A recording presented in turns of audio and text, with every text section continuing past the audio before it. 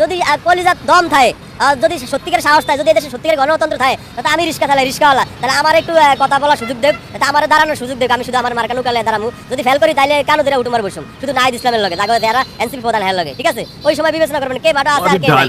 এবং what a challenge, what a dialogue এবং what a challenge. একজন রিক্সাওয়ালা আওয়ামী লীগের ভক্ত, কর্মী বলা যাবে না, রিক্সা লীগ আছে কিনা জানি না, শ্রমিক লীগ আছে, তো সে দাবি করেছে নাহিদ ইসলামকে চ্যালেঞ্জ ছুড়ে দিয়েছে যে নাহিদ যে আসন থেকে নির্বাচন করবে ওই আসনেই নৌকা মার্কানিয়া এই রিক্সাওয়ালা নির্বাচন করবে।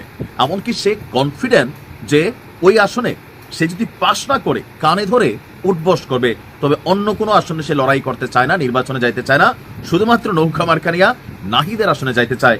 এখন তার এই চ্যালেঞ্জটার মধ্যে বাস্তবতা কি আছে? বাস্তবতা হচ্ছে নৌকা মার্কানিয়া যদি এই রিক্সাওয়ালা আসলেই দাঁড়াই যায় তাহলে নাহিদ সে আসনে ফেল করবে।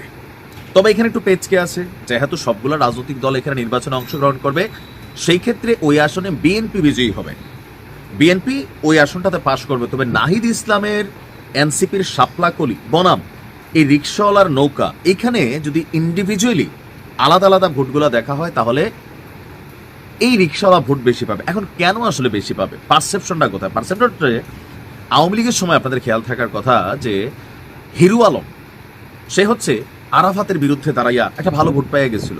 হিরু আলম বগুড়াতে তার আসনে আপনার ওইখানের খুব বাঘা বাঘা প্রার্থীদের বিরুদ্ধে দাঁড়াইয়া আওয়ামী লীগের সে ভোট পেয়ে গেছিল। কিভাবে গেছিল?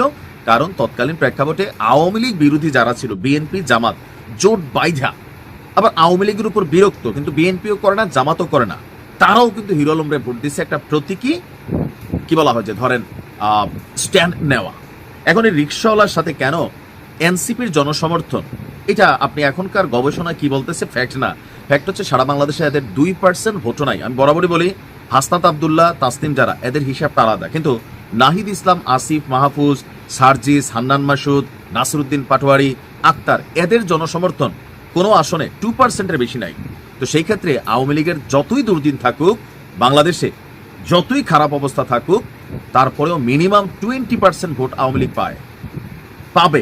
এখনো আপনি যত কথাই বলেন আওয়ামী লীগের সমর্থন, সবাই নীরব হয়ে আছে, চুপচাপ হয়ে আছে, যে এখন আওয়ামী লীগের কথা বললেই বা যদি নিজের অবস্থান কেউ প্রকাশ করে তার বিরুদ্ধে একটা মামলা হওয়ার সম্ভাবনা আছে, গ্রেপ্তারের সম্ভাবনা আছে। কিন্তু যদি ভোট হয়, এই রিক্সাওয়ালা নাহিদ ইসলাম থেকে ভোট বেশি পাবে, মানে নাহিদ বনাম রিক্সাওয়ালা যদি আলাদা একটা ভোট হয়, এটা সে পাবে। কারণ এনসিপিকে এখন বিএনপি এক চক্ষু দেখতে পারে না, জামাত আধা চোখে দেখতে পারে না, কারণ 1971-এর বিচার নিয়ে তারা এখন যে স্ট্যান্ড নিছে, সো জামাতের সাথে ইন্টারনালি সম্পর্ক খারাপ হয়ে গেছে, বিএনপির যেভাবে প্রতিদিন সার্ফ এক্সেল দেওয়া ধরছে তাদের সাথে সম্পর্ক খারাপ হয়েছে। তাহলে এনসিপির ভোটারটা কই? এনসিপির কিন্তু এরকম ভোটার নাই। ওই যে 10-12 জন তারা নেতা, তাদের পিছনে 2-4-500, রাস্তায় নামলে এরকম 2-4-5 হাজার মানুষ হয়, এইটা একটা জিনিস ভাই, ভোটের হিসাব আরেকটা। তো আমার মনে হয় নাহিদ ইসলাম এই নিয়ে কোনো বক্তব্য দিবেন না। তবে কেন পাশ করবে বা এই ছেলেটা নাহিদকে হারাইতে পারবে? ফ্যাক্ট হচ্ছে ব্র্যান্ড হচ্ছে লোগো। বাংলাদেশের মানুষের মধ্যে ভোট দেওয়ার সময় একটা জিনিস কাজ করে, নৌকা, ধানের শীষ, দাঁড়িপাল্লা, নাঙ্গল। ম্যাক্সিমাম জায়গায় যেটা হয় যে ওই এলাকার প্রার্থীটা যেই মার্কার, তিনি কি যোগ্য নাকি অযোগ্য।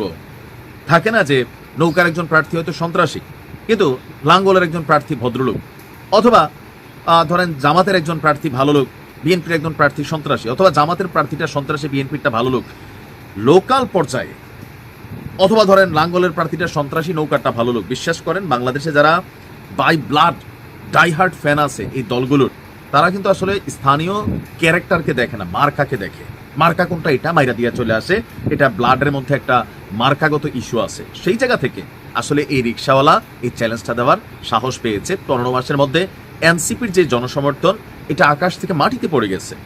এখন বড় বড় দলগুলো তাদেরকে 2-4-10টা সিট দিয়ে নিতে চায়, এটা হচ্ছে রাজনীতি, এটা আলাদা। কারণ জুলাই আগস্ট একটা ইস্যু, সেই ইস্যুতে যে স্নিগ্ধ বলেন বা সার্জিসদেরকে বলেন কেন ডাকতেছে, ওই ইস্যুটাতেই ডাকতেছে। এছাড়া আপনার এই হাতে গোনা 2-4-5টা পোলাপাইন বাদ দিলে সারা বাংলাদেশে এনসিপির কেউ সিট সারবে? আপনি দেখেন তো আপনার এলাকায় লোকাল এনসিপির নেতাটা কে, তার লোকাল অবস্থানটা কি আছে? হাতে গোনা 2-4-10 বাদ দিলে আমার এলাকায় এনসিপির কে কত বড় নেতা আমি চিনি না। কুমিল্লাতে আছে একটা ছেলে, তারা হালকা পাতলা চিনি, বিভিন্ন কারণে আলোচিত সমালোচিত, কিন্তু এর বাহিরে ওইরকম চিনি না।